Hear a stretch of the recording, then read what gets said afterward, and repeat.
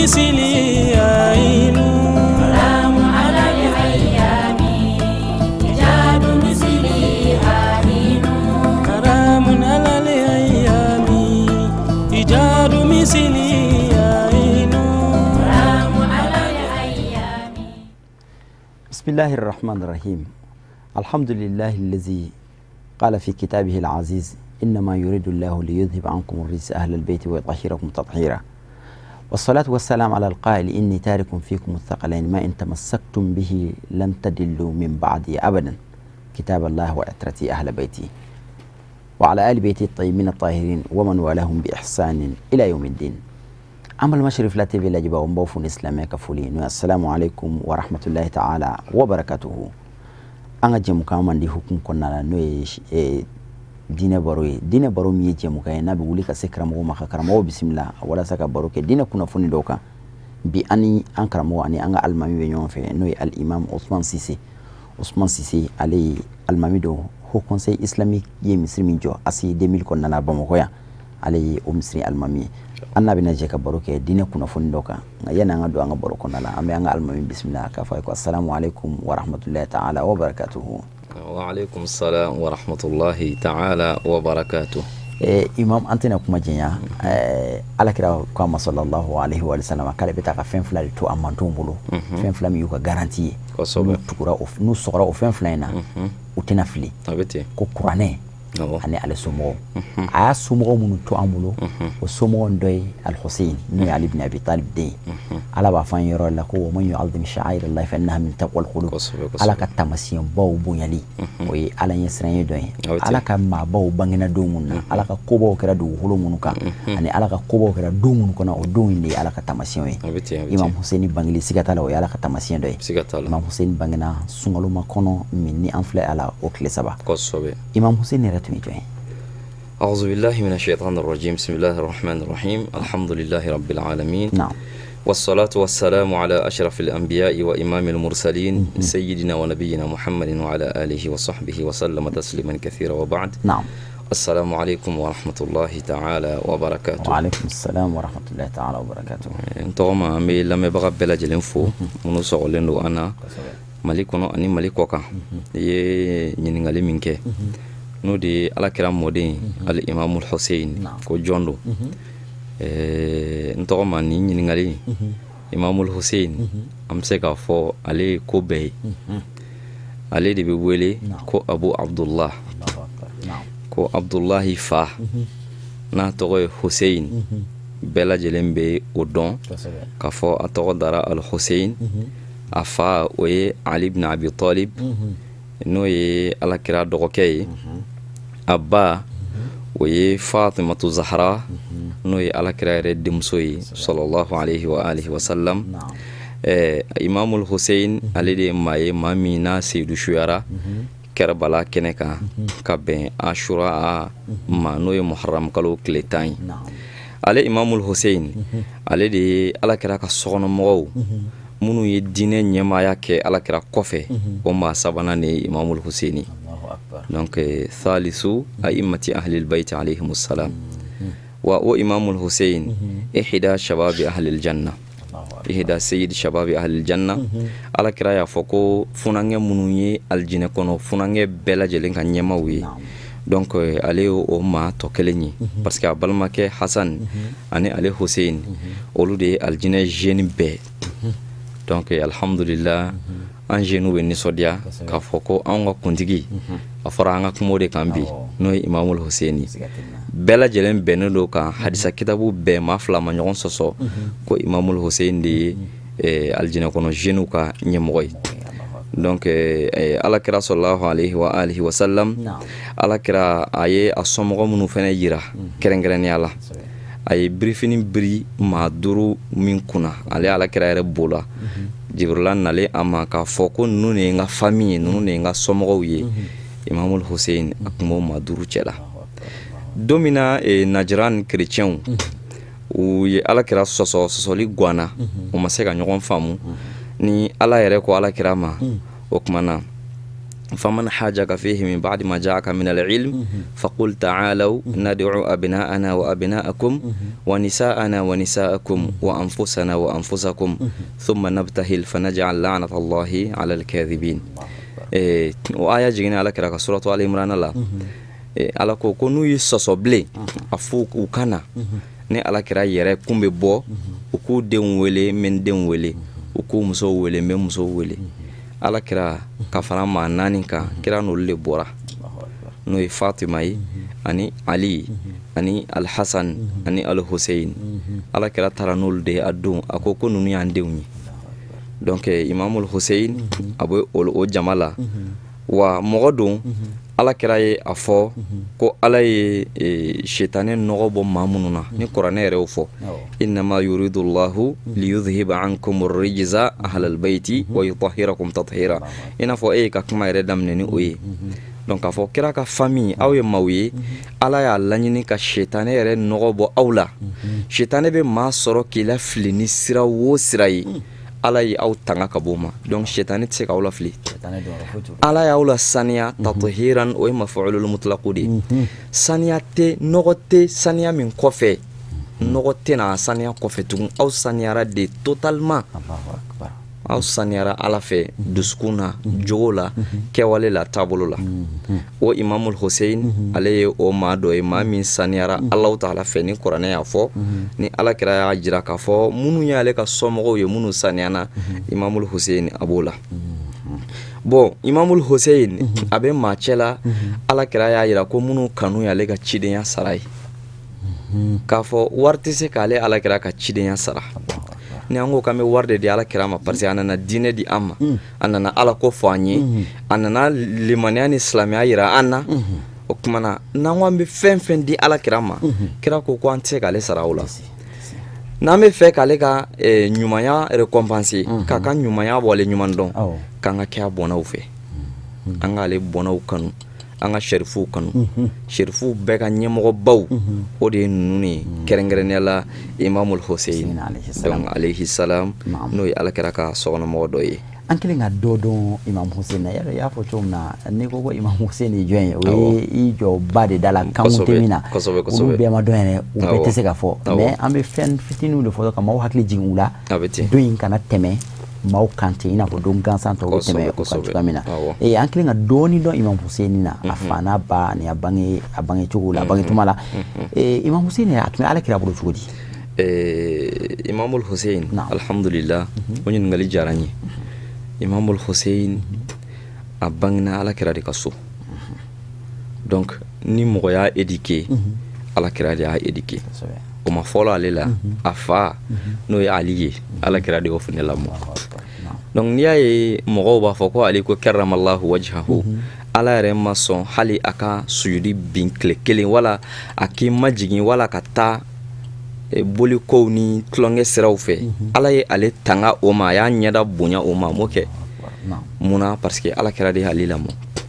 donc Al-Hasan ni Hussein fɛnɛ olu b'o cogo kelen na donc ala kira ka lamɔden ala kira denmuso taara ka d'o ma a yɛrɛ dɔgɔkɛ don olu fɛnɛ ye den min sɔrɔ i b'a dɔn nin kɔni ye saniya dan ye minnu lamɔna ala kira yɛrɛ ka so Jibrila tun bɛ jigin ala kira kan ka ninnu to yen wahayu tun bɛ na ka ninnu sigilen to yen kuranɛ tun bɛ jigin u ɲɛna donc an bɛ se k'a fɔ ninnu ninɛ kelen ni kuranɛ aya de tun bɛ fereke ɲɔgɔn na u ka lamɔli senfɛ donc ninnu ni kuranɛ de wulila u ni barika wulila u ni nɔɔrɔ wulila u ni ala dɔn wulila o de kosɔn Imamul Hussein a ye ala kira ka fɛn bɛɛ sɔrɔ ye dancogo yɛrɛ la u ko Imamul Hussein ni balila ka ala kira ye ni balila ka Hussein tun ye i b'a ko ala kira yɛrɛ jɔlen filɛ donc ale ni ala kira yɛrɛ tun bɔlen don kosɛbɛ sallallahu alaihi wa sallam i n'a fɔ an bɛna s'o ma sahabaw yɛrɛ ye o kuma minnu fɔ donc jogo la o taabolo la o kɛwale la o fɛn fɛn tun bɛ ala kira la kira ka cɛfarinya ala kira ka tiɲɛfɔ kira ka ladiriya kira ka tilennenya kira ka ala ɲɛ siranɲɛ Imamu Hussein y'a bɛɛ sɔrɔ o de kosɔn fɔ ala kira yɛrɛ y'a fɔ ko Huseinun minni wa ana min Husein ko Husein bɔra ale ala kira la bon ale kira fɛnɛ bɔra Husein de la donc ale kira ka diinɛ ka lakodɔn ale kira ka diinɛ ka cari ale kira ka taabolo ka dɔn ale kira jogo ka dɔn a bɛɛ bɔra Husein na donc ale kira ka ko bɛɛ bɔra Hussein fanfɛ donc ale kira yɛrɛ fɛnɛ bɔra Hussein na, ale bɔnnaw fɛnɛ bɛɛ bɔra Hussein na donc a bɔra ale la, ale yɛrɛ fɛnɛ bɔra la donc ne kɔni bolo tanu tɛ tɛmɛ o kan, tanu dan de ye karisa i bɔra na n yɛrɛ bɔr'i la ye, o y'a dan ye. donc ala kira y'o fɔ a ma sallallahu alayhi wa sallam. Hussein ka ko tun tɛ a bolo kulonkɛ la, Hussein tun ka bon a bolo kojugu kosɛbɛ, fo hadisaw y'a sabati k'a tun t'a fɛ ka hali u kasi k'a mɛn, ale n'a kɔrɔkɛ Al-Hasan k'u to denya la, a tun t'a fɛ ka hali u kasi k'a mɛn. I da sera sahabaw ka kuma ma, sahabaw ye kira jɛɲɔgɔn ye alayhimusalam radiyallahu anhu, o sahaba ninnu u ye mun de fɔ Hussein na alayhimusalam? Bon alhamdulillah, sahabaw ye kuma caman fɔ Hussein na, kɛrɛnkɛrɛnnenya la Seydina Umar ibn al-Khattab a y'a fɔ don dɔ la Imamul Hussein donn'a kan k'a sɔrɔ a b'a silamɛw ɲɛmaaya la nin don, a ko cogo di Imamul Hussein ma, o y'a sɔrɔ kisaw b'a la kali cogo min na, a bɛ komi tun bɛ fɛ ka Hussein senna sumaya ka don a kan dɔɔni, donc Hussein donna, a y'a dɔn k'a fɔ peut-être gardiw ni fɛnw ye Hussein fɛn dɔɔni, donc a ko Hussein ayi, a ko e ka ko bɛ ne bolo cogo min na, innama anbata ma tara fi ru'usina Allahu thumma antum, a ko ala kira mɔden ne bɛ min fɛ yen, anw bɛ bonya o bonya kɔnɔ, gere o gere b'anw kun na, fugulan o fugulan b'anw kun na, birifini o birifini bɛ anw kan, bonya o bonya b'anw kan, ala de y'a di dɛ, ala kɔfɛ aw de don, parce que n'aw tɛ an kun tɛ nin sɔrɔ, e mɔkɛ de nana ni diinɛ ye, o de nana ni silamɛya ye, o de nana ni ala dɔn ye, o de nana ni jogo ɲumanya ye, o de nana ni taabolo ɲuman ye, an tugun'o de kɔ, n'i y'a ye anw fana ye bonya sɔrɔ, diɲɛ ye anw dɔn, maaw y'u tɔgɔw da anw na, k'u denw tɔgɔ da anw na, fɛn fɛn bɛ anw na, ala ni aw de don, donc ne hakili la Umar ka ni majamu ni wasara, komi waatiw kɔrɔnen don, filanan ala kira a ka sahaba wɛrɛ bɛ yen n'o ye Uthman ibn Affan ye, o ko cogo di Imamul Hussein ma, don dɔ la a ko Hussein ma, a bɛ ka Hussein majamu, a ko fatimul ilma fatman wa hazul khayra wal hikma, a ko nunu ye dɔnni sɔrɔ ka dɔnni k'u fa dɔnni na fo k'u dabɔ a la, ala ye diinɛ dɔnni, ala ye nunu fa la de k'u sɔnsɔn i n'a fɔ ni den fara sin na f'a y'a bila a yɛrɛ ye, donc nunu fana fara ala dɔn, ala ɲɛ siran ye, limaniya ani dɔnni sifaya bɛɛ la, facogo bɛɛ la, donc nagasi foyi tɛ ninnu na, a ko wa hɛrɛ bɛɛ, diɲɛ hɛrɛ bɛɛ, alikiyama hɛrɛ bɛɛ, ala y'a bɛɛ kafo ɲɔgɔn kan k'a don ninnu na k'a di u ma, hakilimaya kumaw i b'a sɔrɔ kira bɔnnaw de fɛ yen, kodɔn kumaw, duwawubaw, ala dɔn, ala ɲɛ siran ye kow, o kuma ko ninnu de ye kodɔn jiginɛw ye, donc Seydina Uthman ale fɛnɛ ye nin fɔ Imamul Hussein na alayhi salam, voilà. Bon sahaba wɛrɛ ka fɛn bɛ n'o Abu Huraira ta ye, ale a fɔ Imamul Hussein na, a ko fa wallahi law ya'lamu an-nasu minka ma a'lamu la hamaluka ala riqabihim, Allahu akbar, a ko ne n kali ala la Hussein, n'a y'a sɔrɔ mɔgɔw bɛ ne bɛ min dɔn e Hussein na, ni mɔgɔ tɔw kun b'a dɔn, mɔgɔw kun tɛ sɔn e ka tagama i sen na, mɔgɔw kun bɛ ta de ka yala n'i ye k'i da u kan na, ne bɛ min dɔn e la n'a y'a sɔrɔ maaw tun b'o dɔn kɔni, donc o de la kira somɔgɔ ninnu bonya dan olu ta ye bonya mana kɛ hadamaden na cogo cogo, ni nana se sirifu ma bonya dan ye sirifula ye, sirifu fana ka ɲɛmɔgɔbaw de ye ninnu ye ka d'a kan olu fana bɔra ninnu de la. I bɛ diinɛ yɛrɛ kabako dɔn, an ka diinɛ yɛrɛ lajɛ kɛ, jɔn diɲɛ kɔnɔ, diɲɛ historique yɛrɛ la, jɔn ye diinɛ yɛrɛ poussé ka jɔ ni kobaw ye k'o kɛ diinɛ la ni sirifu tɛ, e b'a jɔn dɔ tariku kɔnɔ. An bɛ Cheikh Ahmad Tijani minnu fɔ mun don, an bɛ Cheikh Abdul Qadir Jilani minnu fɔ mun don, a bɛɛ ye sirifu ye, Ayatollah Khomeini minnu nana Iran mumɛ yɛlɛma ka kɛ silamɛ jamana ye, ka kiri tigɛ ni kuranɛ ye, mun don, sirifu. Donc diɲɛ diinɛ yɛrɛ n'i ye diɲɛ histoire yɛrɛ lajɛ, mɔgɔ mɔgɔ ye ko ba kɛ diinɛ kɔnɔ, a bɛɛ ye sirifu de ye, donc k'a yira diinɛ ala y'a bila ninnu fɛ yen de ma tɛ se ka bɔ yen. Ni min tɛ sirifu ye o balannen don sirifu la, sirifu kalan, siga foyi t'a la. N tɔgɔma hali bi Imam Hussein kan la an tɛ nin labila ten i ko ko dɔnni dan ye olu ta de ko dɔnni ala dɔn bɛɛ dan ye olu ta de siga t'a la olu ka ladilikanw an b'a fɔ o ma ko conseil u ye conseil minnu parce que olu nana diɲɛ dilanni de kama kunu sirifu tun bɛ ka baara k'o de kan bi sirifu fana bɛɛ bɛ ka baara kɛ pour ka diɲɛ de lafiya ka diɲɛ de dilan ka diɲɛ lafiya siga t'a ninnu ka kuma kelen lamɛnni ka baara kɛ n'a ye a bɛ e min ye baara kɛ e bɛ lafiya i jɛɲɔgɔn bɛɛ bɛ lafiya wa diɲɛ bɛɛ bɛ se ka lafiya e kama o kama i t'an hakili jigin Imam Hussein a ye ladilikan minnu di a k'a ka ladilikan dɔw fɔ an ye an ni an filɛbagaw an bɛ se ka nafa sɔrɔ ni a ye cogoya min na inshallah Imam Hussein alayhi salam ako khamsun man lam takun fihi lam yakun fihi khairun mustamti' na'am ako jogo duru wala tabolo duru be no ma sɔrɔ mɔgɔ min na na'am ako hɛrɛ nafama tɛ sɔrɔ o tigi la Allahu akbar ayi hɛrɛ tɛ sɔrɔ o tigi la wala maa tɛ se k'i yɛrɛ damu n'o tigi ye hali ni n'a balola ɲɔgɔn fɛ i ka ɲɛnamaya bɛ kɛ gɛlɛya kan wala a bɛ kɛ tɔɔrɔ ni degun kan parce que tuma bɛɛ o tigilama ka tɔɔrɔ dɔ de bɛ sɔrɔ a n'a ka degun n'a ka gɛlɛya dɔ a ko ali fɔlɔ al aqlu wa diinu wal adabu wal haya'u wa husnul khuluq a ko nin fɛn duuru ni nin ma ɲɔgɔn sɔrɔ maa min na a ko o tigilamɔgɔ kɔni fɛjɛ wala o fɛsigi o ye degun de ye a ko a fɔlɔ ye hakili de ye maa ma hakili t'a la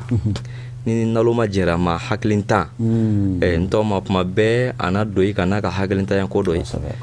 don dɔ la n'i sigilen sɔrɔ dɔrɔn ka sin ka balo i tulo kɔrɔ ka tɛmɛ n'a yɛrɛ parce que hakili t'ale la a nanulen don bamananw nalo ma fɛ kɛlɛ ka fisa n'a fɛ jɛ voilà donc a ko a fɔlɔ ye hakili de ye a ko a filanan o ye diinɛ ye ni mɔgɔ mɔgɔ jɛra ni diinɛ t'a tigi bolo diinɛ t'a tigi la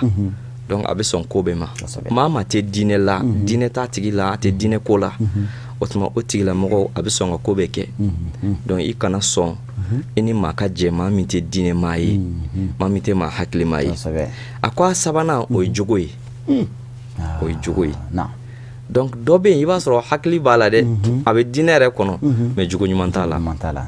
bon jogo ɲuman n tɔ ma ala ye jogo ɲuman de bila ka na mɔgɔ ka silamɛya ko bɛɛ protéger olu de bɛ comme gardien silamɛya kɔnɔ i bɛ sun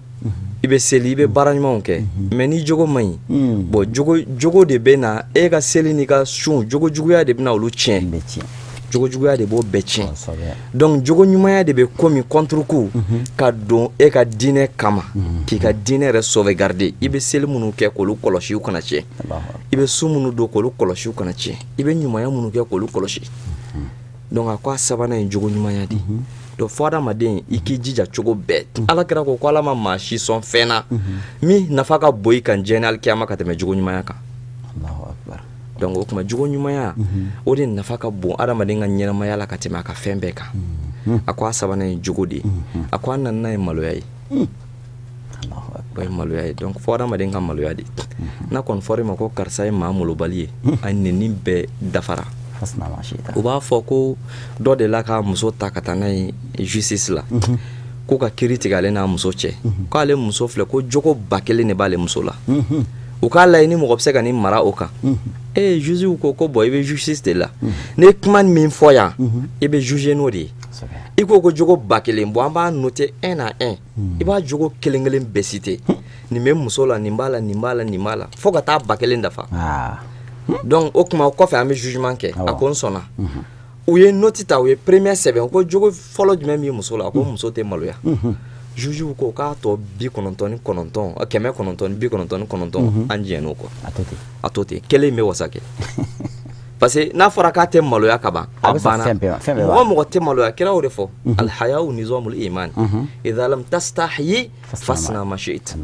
a ko n'i ma maloya min ka di ye o kɛ n'i y'a mɛn silamɛya yɛrɛ limaniya yɛrɛ a sigilen n'o maloya de kan fɔ adamaden ka maloya de fɔ adamaden ka saamɛ de nka e tɛ maloya ka kuma fɔ i tɛ maloya ka ko kɛ min ka di ye i b'o kɛ min ka di ye i b'o fɔ a maloya t'i la a saamɛ t'i la donc min ka di ye i k'o kɛ dɔrɔn donc a naaninan o de ye maloya ye a ko a duurunan a ko wa husnul khuluq a seginna o kan tugun dɔn ye ladabu ye ni jogo ɲuman ye komi an ye ladabu kɔrɔ fɔ jogo ɲumanya la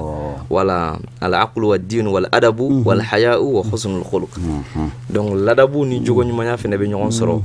parce que mɔgɔ min ladabulen don i b'a tigi bɛ saamɛ a bɛ mala mɔgɔ min maralen don quoi. Donc mɔgɔ min maralen don donc a tigi bɛ saamɛ a bɛ maloya. Donc o b'a to a tigi fɛnɛ bɛ jogo ɲuman fɛnɛ sɔrɔ. Donc Ala ka saamɛ ni maloya di an ma, Ala ka jogo ɲuman don an na. Donc o ye Imamul Hussein ɲininka don dɔ la an ashrafin nas ko jɔn de ka fisa ni maa bɛɛ ye. A bɛ fɔ jɔn de ma ko maa ba. A ko man itta'adha qabla an yu'adh wastayqadha qabla an yuqadh. A ko maa ba ye jɔn ye. O ye mɔgɔ de ye mɔgɔ min n'ale yɛrɛ wajulu wa yɛrɛ wajura a yɛrɛ wajulu minɛ ka sɔrɔ mɔgɔ ma ale waju fɔlɔ yɛrɛ. O de ye maa ba ye. Maa ba a ma se fo mɔgɔw k'e wele k'i ladi o. E yɛrɛ kan k'a dɔn tiɲɛ na nin ba nin tɛ ne la. Nin tɛ ne taabolo ye, ne ka danbe tɛ sɔn ma. Tɔma mun y'an ka jamana tiɲɛ k'an ka jamana bin parce que fɔlɔ mɔgɔw tun bɛ u disi gosi ni u bɔkolo ye k'a fɔ tiɲɛ na n'u ka hɔrɔnya n'u danbe ye anw tɛ sɔn nin ma. E karisa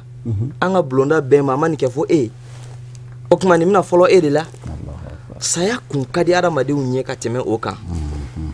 parce que u tun tɛ sɔn fiyewu. Donc maa ba ye jɔn ye i yɛrɛ ka waju ni yɛrɛ ye fɔlɔ ka sɔrɔ e ma ladi yɛrɛ. Filanan i ka kunu ka sɔrɔ hali u ma t'i la kunu. E yɛrɛ kan k'a dɔn ko n kan ka nin kɛ ka sɔrɔ mɔgɔ ma f'i ye. Mɔgɔ m'i bilasira yɛrɛ i ka devoir bɛɛ lajɛlen kan ka yɛrɛ ka devoir dɔn. I ka ko kɛta i kan k'o dɔn. Donc i man ka min fɛnɛ kɛ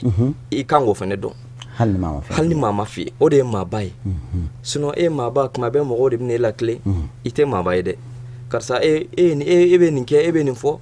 o de la mɔgɔ ba ka kuma kɔlɔsilen don a ka kɛwale kɔlɔsilen don. Donc ko maa ba de kan ka a ka ko kɛtaw dɔn ka sɔrɔ maa ma fɔ a ye. Wala a kan ka i kɔlɔsi fɛnɛ ka sɔrɔ maa ma ladi. A ko de ye maa ba ye o kɛlen k'a ɲininka ko jɔn de ye maa ba ye. Bon an bɛ a ka ladilikanw caman bɛ yen a ka ladilikan wɛrɛ bɛ yen a b'a fɔ a ko la yakmulu al-aqlu illa bittiba'il haqq. A ko maa si hakili tɛ dafa ka sɔrɔ i tɛ ka tugu tiɲɛ kɔ. Maa o maa ye tiɲɛ bila ka tugu fɛn wɛrɛ kɔ donc i tɛ se ka hakili sɔrɔ o kɔnɔ. Ala yɛrɛ tɛ nɔrɔ di dusukun ma. Wala i tɛ kɛ maa hakilima ye i hakili fɛnɛ tɛ dafa. N'i y'a mɛn karisa hakili juru caninen don karisa hakili dafalen don i b'a sɔrɔ tiɲɛmɔgɔ de don i b'a sɔrɔ a bɛ tiɲɛ de kɔ. Donc n'a sɔrɔ tiɲɛmɔgɔ tɛ wa a tɛ tiɲɛ kan i b'a ye Ala tɛ sɔn k'o hakili ɲuman don ale la wa Ala t'ale hakili juru cani ka s'o ma. Donc Ala k'an kɛ tiɲɛmɔgɔw ye. Amin. Cheikh Usman i b'a sɔrɔ an ka baara in waati la baaraw de waati n'a cogoya kama an b'o o fana sherifu ninnu n'an donn'u ka badenkɛw kɔnɔ tuma dɔ la a kuma tɛ ban a ma nɔgɔ waati n'a cogoyaw kama. Dakuruɲɛ laban jumɛn b'i bolo? Bon an ka baro in kuncɛ o kan ni ka dugawu k'an ye. Dakuruɲɛ laban bɛ n bolo Ala kira ye min fɔ ninnu kan dɔrɔn b'o de fɔ lamɛnnikɛla bɛɛ lajɛlen. A ko Allahumma innaka ta'lamu anni uhibbuhuma. A ko Ala e yɛrɛ b'a dɔn ko ne bɛ Al-Hasan ani Hussein ne b'u fila fɛ. Ala i b'o kalama fa ahibbuhuma wa ahibbu man ahabbahuma. A ko Ala n y'a ɲini e Ala yɛrɛ fɛ kɛ ni maa fila fɛ. Ala b'u fɛ o nka Ala kira seginna ka dugawu kɛ jɔn Ala ye ko kɛ cogo o cogo segin ka Ala wele a la tugun. Ala ni maa fila u fila kanu wa Ala maa ye ninnu kanu olu kanu kɛ olu fɛ. Donc kira yɛrɛ de ye dugawu kɛ k'a yira mɔgɔ ye ninnu kanu Ala yɛrɛ ka kɛ olu fɛ. Donc an b'a fɔ lamɛnbaga bɛɛ ye Ala kɛra mɔden ninnu Ala kɛra ka sokɔnɔmɔgɔw an ka ko fɛ. Kira bɛ hadisa dɔ fɔ a ko ahibbullaha lima yughzikum wa ahibbuni li hubbillahi wa ahibbu ahla baiti li hubbi. A ko a ye adamadenw a ye kɛ Ala fɛ parce que Ala de jɔlen don n'aw ye. E bɛ se ka fiɲɛ sama ni Ala tɛ yan i tɛ se ka dumuni kɛ ni Ala tɛ i tɛ se ka ji min ni Ala tɛ i ka ko bɛɛ sirilen don Ala de la. Donc o kosɔn kɛ Ala fɛ i man ka ban Ala la. A ko filanan kɛ ni Ala kɛra fɛ parce que Ala de ye n ci. Donc n'i ka ko bɛɛ ye Ala ye min fɛnɛ bila ka na i ka ko fɛ kɛ ni Ala kɛra fɛ Ala kosɔn. Bon n'i ye ne fɛnɛ kanu ne kɛra ka famille n ka somɔgɔw k'olu fɛ ni Ala kɛra fɛnɛ kosɔn. An t'u kanu dɔwɛrɛ kosɔn hali n'i y'a mɛn i bɛ ko sahabaw mun y'a to u dɔnna ala kira ko tuguni tɛ wa ani ka da ala kira la o tɛ wa o de y'a to an y'u dɔn o de y'a to an kɛr'u fɛ donc kira somɔgɔw fɛnɛ ta c'est plus pur an kan ka k'olu de fɛ kosɛbɛ bɛɛ lajɛlen kan voilà donc an bɛ ladilikan laban min fɔ adamadenw bɛ ɲini ka ɲini a kira somɔgɔw kɔ surtout Mali kɔnɔ bɛɛ ko kira n'a ka sahabaw donc an ka kira somɔgɔw fara a kan kira n'a ka sahabaw an'a somɔgɔw mais min bɛ kuma dɔrɔn kira n'a ka sahabaw min bɛ kuma dɔrɔn kira n'a ka sahabaw o kuma somɔgɔw tun t'a la wa somɔgɔw b'a la an kana ɲina somɔgɔw kɔ an ka somɔgɔw fɔ an k'u kanu an ka tugu kɔ an ka ko fɛ o de bɛ an nafa diɲɛ ni alikiyama bɛɛ lajɛlen na inshallah